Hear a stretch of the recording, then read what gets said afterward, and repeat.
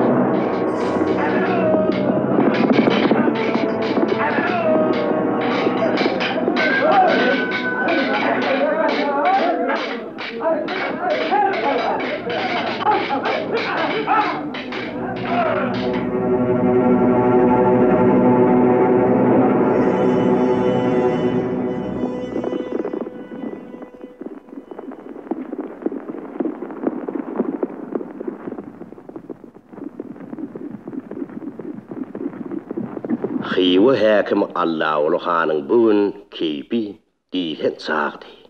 Bugün oň üçin bähreden ýylynyň bir gyýy getirilipdi. Bu gyýy hanyň köpden bäri ýetip bilmän ýören arzudy. Allah'ul Han arkaşda bir bähreden ýen ýer bar. Onuň gözelleri taýsyz oğdan hem diýsen mäherlimiş. Özlerim perizat gatanyşymış diýip gelip gidýän söwdegärlerden isleýärdi.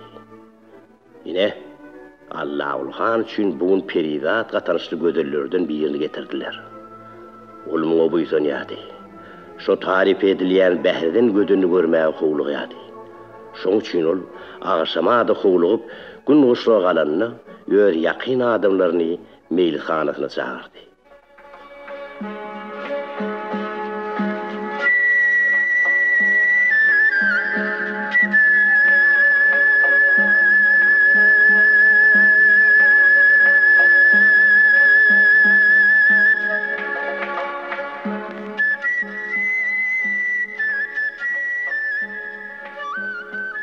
Hanyň bir gapdalyny, onuň haddaty Hekim Mirze, bir gapdalyna da köşk sadyny Hacı sadyny ötýür. Han, Hacı sadyny bilen Hekim Mirze janyny ýady. Her işte olur masaga salýady. Ol ikisi bilen hemişe bilege berdi. Hanyň oturan tahtynyň bir tarapyna goşunmaşylar, beýleki tarapyna häkimiň janyny ýan aýallar ötýürdi. Hol idrakda çorlar. Ondan aňyrrakda hyzmatkär agtalar teteram bolup dik durdular. Han çorlar başa ümledi. Daýo, ýüzi goturasy gözler ağlaryp duran aýal eli arkasyna daňaly gyýry denekledip hanyň edil öňüne getirdi. Çorlar başy hany başardy. Golu bagly gyýryň ýeňsesinden basyp egildirdi. Soň çorlar başy dikelip golu bagly gyýryň ýeneginden çekip dikeldi. Ondan Han oturun tahtından düşüp ýuwaş ýöräp gyýyň ýanyna geldi de mulaýymlyk bilen onuň eliniň daňyny hanjar bilen kesip goýberdi. Ondan henkirip başlady. Kim munyň elini daňan? Hey, şeýle gyýyň elini daňmak bolarmy? Bu ýar gözel gyýy başyna täze etmeli ahyrin. Hani kim olsa teslensin, edil şu müddetini özüne kılıçla parçalap taslayın. Gıyr, bu hemmeleri hüküm edip bilen adamı, özüne hovunlar hatap edip, gözüne yaş ayladı. Bu müddetten peydalanıp Allah'ul Han, Gıyır'a sual verdi. Adın näme? Ovadan Gıyr. Adım Gül Bahar. Hey şular ýaly köşk görüp müdün? Hani töwreňe ýokuryňa bir gözüňe ahlak etin. Owadan Gıyr. Özüne berilýän sowallar Gıyda yaramady. Ol soň sesini çykarmady. Hanyň sözleri Gıyda edil gary ýere aýdylýan ýaly bolup durdy. Şular ýaly köşkde ýaşasyň gelýärmi diýip Han ýene sorady. Emma Gıyr eger geplemedi. İdrakta duran şorlaryň biri şaňa sesleni. "Hey, bolosy gelmez bunuň ýaly köşkde. Ha bolosy gelýändir görüňokma? Ana, sesini çykarman duruşuny." Gyýy, gyýylaýyn şora seredenne soru. "Göz azraýdy. Janaglyşlymyň" diýip üýşüp duran şorlaryň arasyna sümürli. Han Gülbaharyň göwüni tapçap bolup, onuň öňüne gyýylara tans etdirdi. Gözbagçylary oýun etdirdi. Ağıtalara hora duruşunu oynatdy. Elwan güllerden hal ýasady. Beýik Hindistanyň gelen aýdamçylara saz söhbet etdirdi.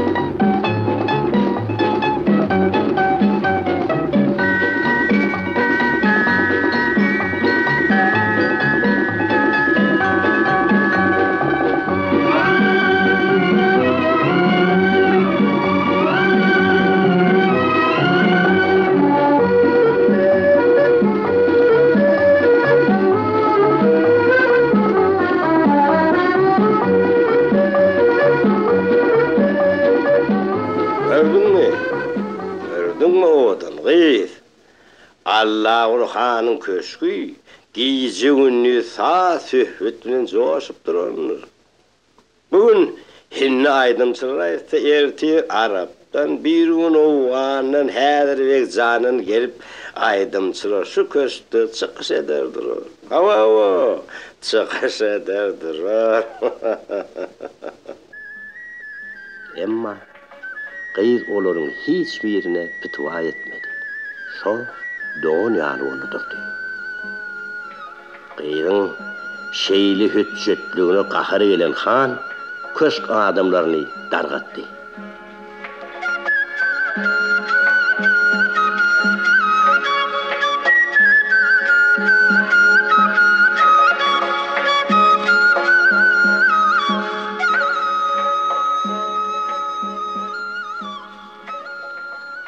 Han köşkünün iň uly hem haşamly zaly bolan mejlishanada Allahul Han bilen Gülbahar iki çäk galdy. İkelini kursoğunu gowşuryp uly bezemen zalyň içinde ýuwaş ýöräp beýlek gezim edýän adamy Gülbahar astarynda bilen synlady. Onuň kellesine buýralary düwme bolup seçilenip duran çuwak silkme telpek bardy. Ýegnine çok gyzyl agyl ketetinden dikilen buhuw ýakaly köýnegi birine zerrin kemerli ordaýady. Goýy ýaşyl keteninden dikilen balagynyň iki tarapyndaky gyra sarsy baryp ýaldyrak ädiginiň gonçuna girip gidýärdi. Ýelmana ak ýüzli, orta boýly, dakyz göwreli bu adam iňen gelişikli hem rehimdar görünýärdi. Şoň üçin Gülbahar bu adam bilen gürleşmekden çekinmedi. Gaýtam ondan delalat isledi. İkelini kursoğunu gowşuryp gyýynyň öňünden beýlek geçýän han asrynlyk bilen özüniň synlanýanlygyny bilen soň gyýynyň edil öňüne aýak çekdi. Ýüzüni aşağı salyp duran gyýy sowal berdi. "Sizi nereden alyp geldiler?" "Öýümizden alyp geldiler." "Onu bilýän. Ýylyňyz haýsy siziň gyýy?" "Bähriden." "Hawa. Şol bähriden ne-de şular ýaly amaratlar barmy? Ýa-da hüttük öýlermi? Ýapbarça gar öýümiziň aýlynyň tärimininden." Gyýyň bu jogabyny eşden han öwülmekden el çekdi. Dymyp besli durdy. Birden gyýy hanyň ýüzüne dikanlap garady. "Siz kim bolarsyňyz?" Han loh et gülli. "Wagt tamsyjak güljaga, tamsyjak gyýjaga. Asyl sen heni meni tanaňmy? Maňa Allahul Han derler. Kullu hiwanyň häkimi. Düşündiňmi gyýja? Onda siz meni öýümize goýurum bilersiňiz. Şoň ýarygy ýetýärmi?" "Hawa ýetdi. Men gadap etsem dünýäň çeppesine düşürip bilerim." Onu meni öýümize ýöreýin-de." "Men seni öýüňize ýöreýin. Ýöne bir şert bilen. Ne kimi ne kalaşar. Dövran sürür. Ondan soň bir ýyl ýarym ýyl geçer boli. Men seni görmegi görşe, öýüňi diýerin. Şeýle häzir goý beriljek dälle. Ýok. Ýok. Men seni öýlenmek üçin getirdim ahiri. Bilýäňmi? Sen üçin men ýüzüdenem gowrak atlym gyrly. Men islemesem näçek? Musulmançylykda zenan maşyly göwnümese nikalaşmak bolmaýar diýip molar aýdýara. Nikalaşmaga razy bolarsyňyz. Siz wara ýöne şu köşkü bedew berip gidip berseňiz bolýar. Men ähli aýallarym sen hyzmatyňda bolar. Ýok. Maňa nikady gerekdir, sen aýalyň hyzmatyn. Siz mert bolsaňyz meni ýylyma goýberin. Musulmançylykda ejide ganymlyk namartlykdyr diýip molar aýdýar. Allahul Han gyýdyň jaýdar sözlerini näme diýjegini bilmän, edil onuň öňüne diýde çökdi. İki elini kursagyna goýdy-da özelönni. Gül, bähreden gyýdan öýlenmegi men ömrüm boý arzu edip berdim. Men aýaňa ýykylyp tagzim edýän. Razylyk berin. Huy. Sizin borçuňyz nähili? Bükülli hywa han bolanyz haýsy bir beýdip ýetir gyýdyň öňüne diýde çöküp durmagyz haýsy? Turawerin. Ýok. Sizin ýary odan gyýdyň öňüne peýgamberim diýde çöküpmiş. Men kimmişim? Allah'ule. Bir hemleri çıkan sesi eşitip han zöwü ýerinden galdy. Gülbahanam tiskinip gitdi. Kapıda Allah'ul Han'ın goşaly hüllläbi delen ejeti ikelini bakanny urup durdy. Ondan Han'ın ejeti şiir ýöreşini edip gola geldi. Oğluny barmagyny çomurlup kepledi. Men seni şular ýaly sanatyň öňünde baş egdip durdum me. Bolup duruşuň nähili utanyň okmy sen? Özüni oňoýsuz duýan Han gyssaly çapak çalyp çorlar başyny çağırdy. Çorlar başı gelen nesine Allahul Han Gülü hälikindiňler howuz eltiň diýip buyruk berdi de ýöreje. Kirgilije çay içelli ejeriniň golundan tutup çykyp gitdi.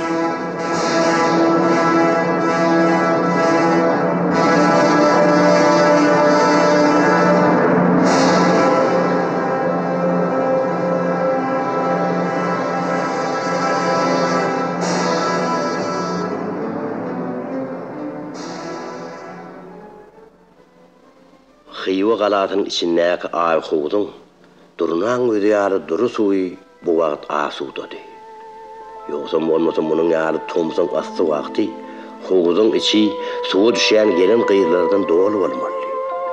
Çünki Allahul Hanyň köşkündäki her haýsy bir ýerden getirilen belli gyýrlary günnüň aşa şu ay howuzda tinnin ara suwa düşýärdiler.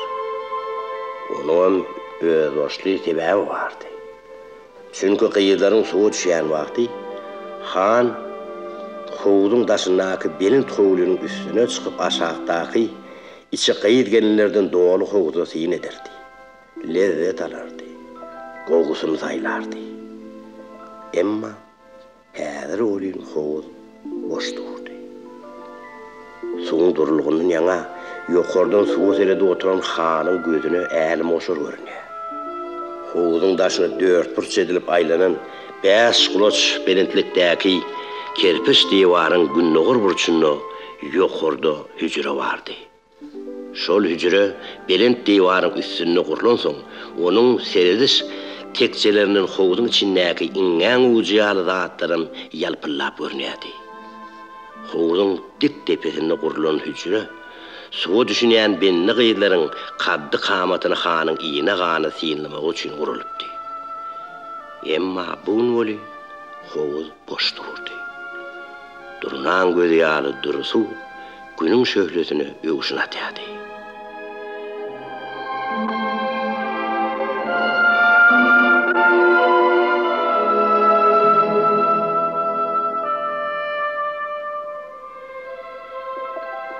Ay howunyň depesindäki serediş hüjresini bu wagt 3 adam ötürdi. Oların biri Heyva Han Allahul Han, ikincisi Köşk Haddati Hekim Mürdi, üçüncüsü mecburi ýagdaýda köşk saadynda edilen Hacı saadynda di. Bu mal Han nämedir bir zady biňjel bolýan ýarly. Hacı saadynda bolsa aşak wakyp içini gepledýärdi. Bir nämeň alamatyka. Ya Han toba gelip suw düşýän gyýlary ýokurdyn sylnamagyny besetjekmika? Akylyny aýlanjakmyka? Ay ne bileyin. Allahul Hany öýleýänse akly geler diýseler, mene eger ananjak däl. Ýoksa da Han ýöni boş howza diretmek üçin ýokaryk çykan däller. Benni gyýlarym aýlanok. Ýoksa günüň bu wagtlar bu howdy ýalaňaç gyýdgenlerden dogry bolmak bedi. Emma howuz boş. Herne eýilik bolsun Hudaýym. Bärden ýurdundan getirilen gyýdyň bolsun diýsene. Wah, kapadan şun guşşaga.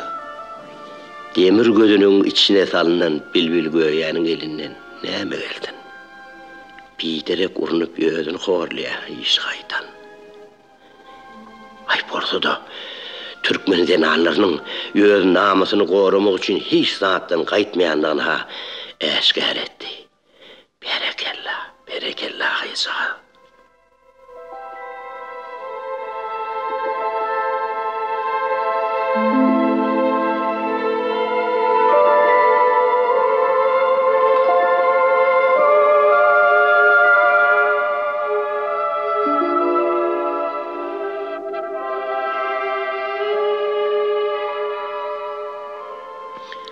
Yumuşak kürsüde avşarlı oturan Allahul Han, tiňilledi oturan duýtaryny Hekim Mürza otutup dikelli. Ýere, Hacı Saadanyny nebeýle pikire batdyň? Hacı Saadanyny tiskinip gitdi. Ay hiçle, şo bäherden ýylynyň getirilen gyýdyň ykbaly bardy oýlanam. Dogrusu, onu açara ýüregim awdy. Hacı Yeter, sen ol arwaha ýüregiň awýança gaýtam, men bir gyýdy üçin gyrlan leşgerime ýüregiň awysyn. Bilýärmi sen, şo gyýdy üçin men 100 dönem gowrak atdyýymyň jany jehenneme gitdi. Ana, şolary ýüregiň awysyn sen Hacı Yeter. Bolmany sen bir uly ýylyň içinden gyýyp soğurup balarsyň da seni aman goýurarlarmy? Eni edem sen leşkeriň ýatanyň üstüne turan gelmesin edip duýdansyz giýje ýatanyň dökülipdir. Ýoksa sen leşkerleriň iýdine geleni bolmadan bilerdi. Behet, Hacı Yeter. Leşkerimiň bary gyrylsa da maňa şol bäherden ýylynyň bir gyýdy gerek diýipdim. Denimem etdim. Her zat ederin moly şo nädenini özüm bilen nykaraşma razy ederin. Näme men? Bukhary ýerinden kemmişimmi? Ola islan ýerinden islan gyýdyna öýlenip bilýär. Meniň nämem kemmiş Bukhary ýerinden? Ýygyn çekişde diýiläýsin. Sesin çıkarman oturan Hekim Mürdi ara başıldı. Hay, Allahul Han, parahat bol. Sen hiç kimden kimlersin. Bu zamanı sana dalaş edip bilecek hanım olmaz, emirim olmaz. Allahul Han'ı Hekim Mürdi'nin aydınları yaradı. Ol hinni şerabının bir piyalanı pürüpürlep gönürdü. Ondan soň yine yumuşak kürsüde avşarılıp oturttu. Hacı Saadanynyň duýtaryny alyp aýdymy heňlendi. Gözüdir gaşy sürmeli, ajadym görse doýmaly. Maňlaý hatyr düýmeli, söwkelesi nogoýdadyr. Seher turup zülpün narar, noğtu saçın boyunu orar. Gövün merse oğrin arar, Cilvun ädli Türkmennedir. Cilvun ädli Türkmennedir. Alay bulay deyip sözler, yorğu minip yılkı gözler. Sağırsı 5 karış kıyırlar, Kazak bilen kalpaktadır. Kazak bilen kalpaktadır. Häkim Mirze hanın göwünden turdy. Hay, berekellah hükümdarım. Siziňe dönüň. Bähriden gözlerinden bir guçup biläýseňe, onsoňa armanyň galmasy gerek hanım. Hey, Häkim Mirze. Hini de Allahul Hanyň köşküne gelip guçulmadyk gözeli ýokdur. Şu her gün ikindiğinler şu kovda suwa düşüp gidýän zenanlaryň baryny elden geçiren adam. Gelgelinni şu jagaz gyýyp boyun egdirip bilmedi diýämiň. Han ýene de şeraply gawy elini tutdy. Emma ony Häkim Mirze saklady. Hay, çaq ýaxşy hükümdarym. Inni besser. Görýän bolsan, şu jagaz bähriden gözlerinden batylýan eýdýän. Han yalgardy. Häkim Mirze, heder etmedi alam där şoýyz. Zenan maşgala näçe udun bolsa şonça da batyr bolarmyş diýerler boli. Şolaýdan çyn bolsa gerek. Gördüňe? Adyň näme diýip 3-4 gezek sorasam, zordan Gülbahar diýdi de, soň kes kellem bir agdam geplemedi. Şu wagt aşagdan bir-iki gezek çapaň şarpyldy eşdildi. Han aşag seredenne, howuzun howlusynyň içinde 2 tane agtaň ýokary seredip buyrga garaşyp durany göründi. Han makulýan ähňde kelletini alady. 2 tane qarnak Gülbahar idinekledip kapıdan tally. Gülbahar näçe garşylyk görkezdi, 2 tane agty bilen 2 tane qarnagyň elinden tapyp bilmedi. Gülbaharyň her çiňinden bir agty bek tutdy. 2 qarnak onuň göwüşelläni ketini köýüne onuň ýakasyndan maşlap, tä etegine çenli ýertip beýläkdi. Galan eşiklerinden çykaryp, gyýdy, howuzun içine oklap koyverdiler. Ödüňe geýimge çykar diýlen etmeden boljaň şudur diýip şorlaryň biri henkirdi. Emma o gyýkylygy Gülbahar eşitmedi. O zaman Gülbaharyň huşy başyndan göçüpdi. Ol ne öýredi, ne de diýirdi.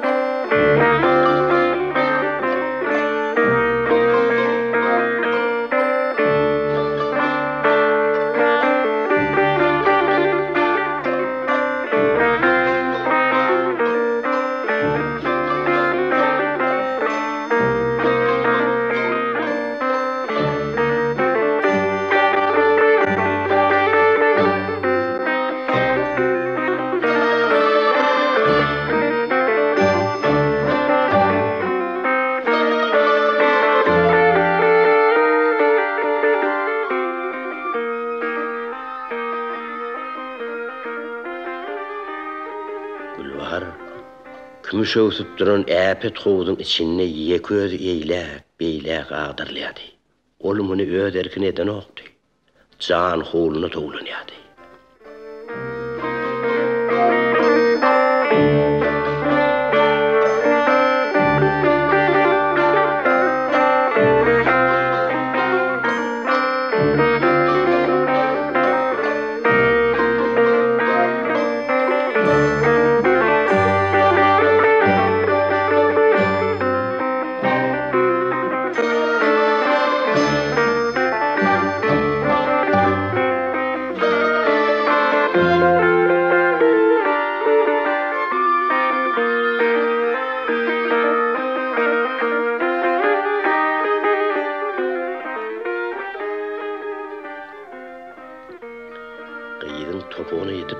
boşa örülen uzun saçları, suudu kovuluşayan qoşu qara yılan ýaly käte bir-birine sarmaşýady. Käte bolsa iýinçe bili orulýady.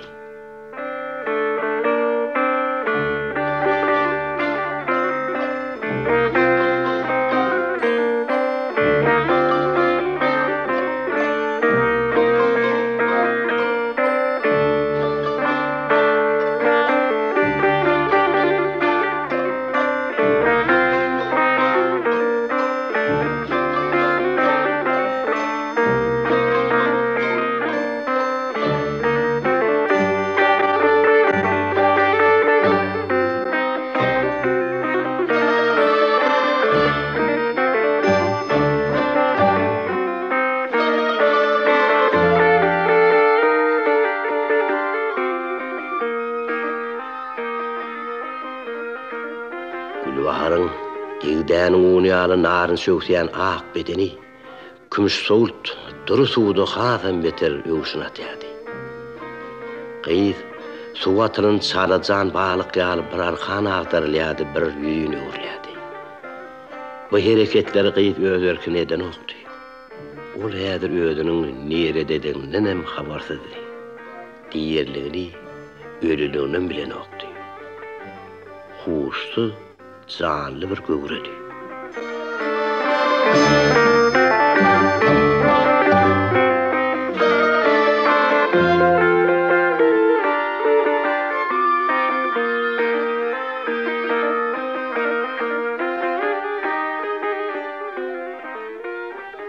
Hoğuzun depesinden aşağı suwa siredip gyzy sinleýän han, aferin sen gözelliňe. Men henide bugüne çenli beýlin nepis, kaddy kamat görmändim. Bärden gözellik uçursuz odun bolýarmyş. Kaddy kamaty, su perisiniň kiýaly nepis bolýarmyş diýselerim, edil beýlidir öýtmädim. Aferin. Hazır hadanna, hekimmirde. Gelin bir seredin ahiri. Beyli peridat men elime hiç saçının düşmänni. Ekemirde, ýaňy men sagrysy 5 garış gyýylar, gazyk bilen galpakdadyr diýdim boli. Ýalňaşapdyryn.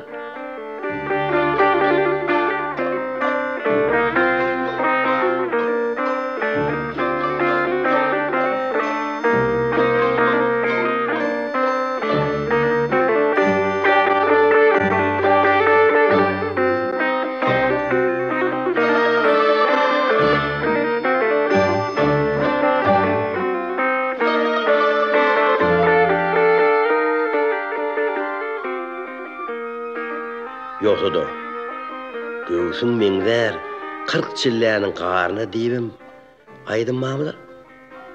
Ha? Hazırladanna. Gülbaharın kaddy kamatyny görüp huşy başyndan uçan han, öz başyna samrýady.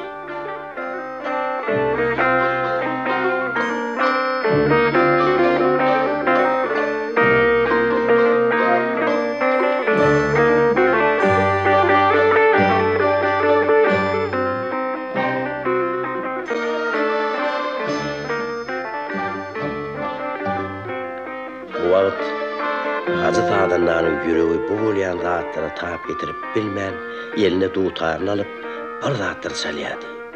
Emma oňa hiç kim üns bermedi. Hekim mürde dar hüjräniň içinde zowdanoklap, bir deşikden aşağı seredýärdi. Birem Hacı Sadanlaryň ýanyna baryp, saat dinleňkisi bolýardy.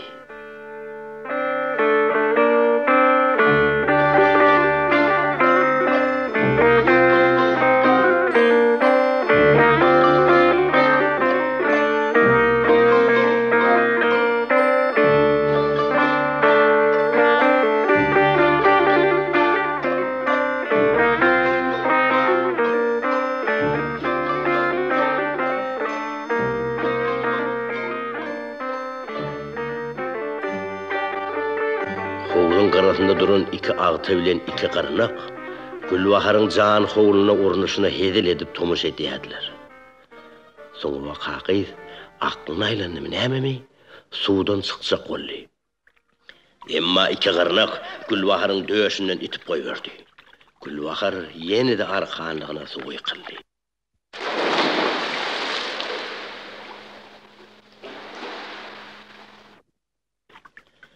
Alaşsyz galan gyz çalajan balyk ýaly ýene-de suwun içinde urunup tuğlaryp başlady.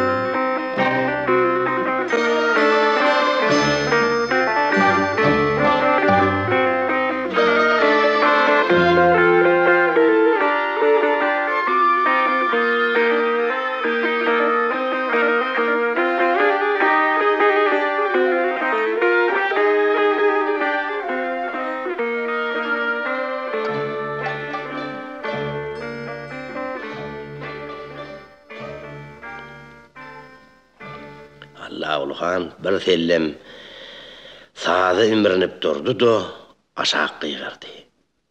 Gyýdy suwdan çykaryňda geyinleriň diýip buyruk berdi-de Hacı sadyna ýüzlendi.